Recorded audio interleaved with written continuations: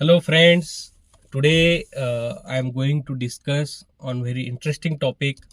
मैं झुकेगा नहीं साला. Friends, this is a very famous dialogue from the movie Pushpa.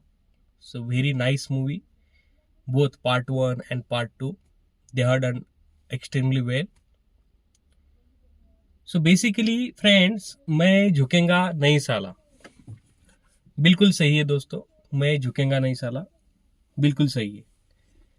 लेकिन जब तक बात फिल्मों तक सीमित है तो मुझे लगता है कि ये डायलॉग काफ़ी हद तक सही है, क्योंकि फिल्मों में आखिर तक अक्सर सारी चीज़ें ठीक हो ही जाती है.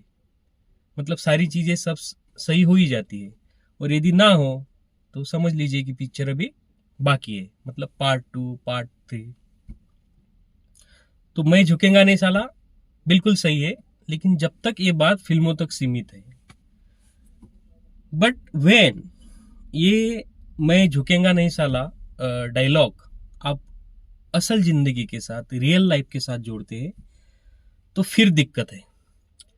क्योंकि असल जिंदगी में दोस्तों इस चीज के दो पहलू हैं. यदि आपके जीवन में कठिनाइयां हैं, आप बहुत मुश्किल हालातों से लड़ रहे हो, तो आपको नहीं झुकना चाहिए. मतलब आपको हार नहीं माननी चाहिए. Exactly, it's true. आपको हार नहीं माननी चाहिए.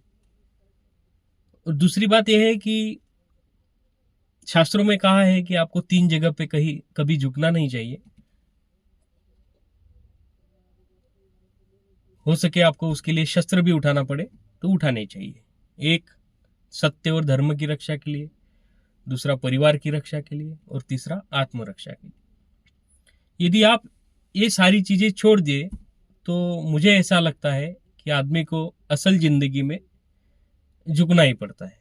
तो ये जो आपका डायलॉग है, मैं झुकेगा नहीं साला, इट विल बिकम्स मैं झुकेगा साला इन रियल लाइफ. झुकना पड़ता है कभी बड़ों के सम्मान में, छोटों के प्यार में, कभी अच्छे वर्तमान के लिए तो कभी बेहतरीन भविष्य के लिए.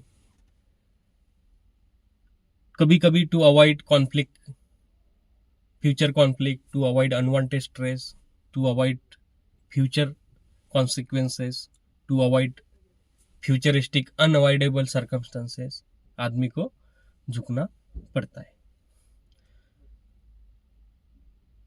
दोस्तों, कोविड के दौरान मैंने 4 पंक्तियां लिखी थी और मुझे काफ़ी प्रशंसा भी मिली थी. आजकल बड़ा शांत सा रहता हूं मैं, और चीज़ें ना हो मन के मुताबिक तो किनारा कर देता हूं मैं. आजकल बड़ा शांत सा रहता हूं मैं, और चीज़ें ना हो मन के मुताबिक तो किनारा कर देता हूं मैं. अकड़ और गुरूर तो मुझ में भी है बहुत, इतिहास बयां करता हूं मैं. लेकिन करने हैं सपने सारे पूरे, लेकिन करने हैं सपने सारे पूरे, इसीलिए ज़्यादातर खुद पर ही ध्यान देता हूं मैं.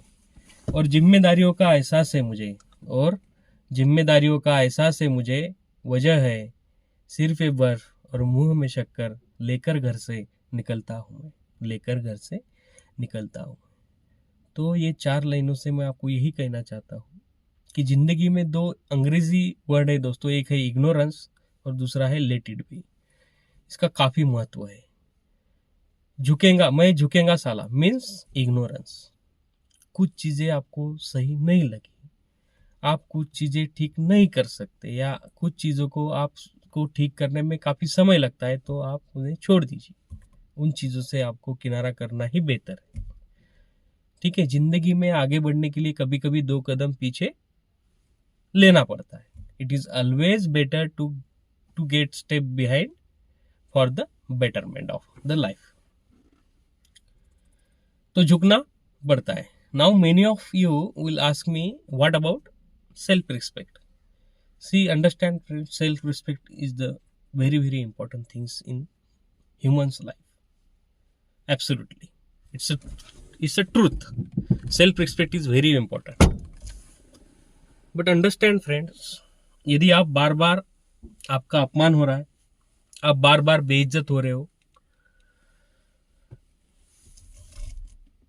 आप मुश्किलों से, परेशानियों से घिरे हो, आप अकेला महसूस कर रहे हो तो यकीन मानिए दोस्तों, आप अपने जीवन के सबसे बड़े युद्ध की जीत की ओर बढ़ रहे हैं।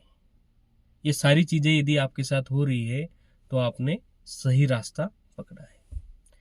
देखिए, आपको पूना से बॉम्बे जाना है तो आपको क्या करना पड़ेगा? बॉम्बे की बस पकड़नी पड़ेगी। पूना से आपको बॉम्बे जाना है, आपको बॉम्बे की बस पकड़नी पड़ेगी। Isn't it? If you want to reach your destination, you have to catch up a right bus. Isn't it? आपको बॉम्बे जाना है और आपने कोलकाता की बस पकड़ी तो आप जा पाओगे बॉम्बे? नहीं जा पाओगे। आपको बॉम्बे जाना है तो आपको बॉम्बे की ही बस पकड़नी पड़ेगी। सो अंडरस्टैंड फ्रेंड्स, ये सारी चीजें यदि आपके जीवन में है तो believe me, you have catch up a right bus. Only you need to stay focus. I am sure you will easily reach your destination. Isn't it? Self respect में भी दोस्तों ऐसे कुछ पैरामीटर्स है जहाँ पे आदमी को झुकना नहीं चाहिए। उसको अंग्रेजी में कहते हैं सिचुएशन हैंडलिंग। वो एक परिस्थिति रहती है जिसको आपको हैंडल करना पड़ता है एक बिल्कुल सही तरीके से। उसको कहते हैं सिचुएशन हैंडलिंग। ठीक है, good situation handling and bad situation handling. वो काफी विस्तार का विषय है, काफी चर्चा का विषय है। लेकिन दोस्तों, मोटा मोटा देखा जाए तो आदमी को असल जिंदगी में झुकना ही पड़ता है। कभी कभी ना चाहते हुए भी झुकना पड़ता है for the betterment of life. Isn't it? दोस्तों, इतिहास गवाह है, जब आंधी और तूफान आते हैं तो जो पेड़ खड़े होते हैं, सीधे होते हैं, उनकी जो डालियां है वो टूट जाती है, पत्ते बिखर जाते हैं, कभी कभी पेड़ भी उखड़ जाते हैं। लेकिन हरी घास आंधी और तूफान के बाद भी लहराती है। क्यों? क्योंकि हरी घास झुकना जानती है और पेड़ जो है वो झुकना नहीं जानता। वो झुकना नहीं जानता तो उखड़ जाता है, लेकिन हरी घास झुकना जानती है, अपने बेहतरीन भविष्य के लिए झुकना जानती है, अपना सही गलत पहचानती है। इसलिए आंधी और तूफान के बाद भी वो लहराती है, लेकिन पेड़ उखड़ जाता। तो असल जिंदगी में दोस्तों, कुछ अच्छा हासिल करने के लिए आपको झुकना पड़ता है। Means ignorance, what I am telling all about it. तो आपको कुछ चीजें इग्नोर करनी पड़ेंगी।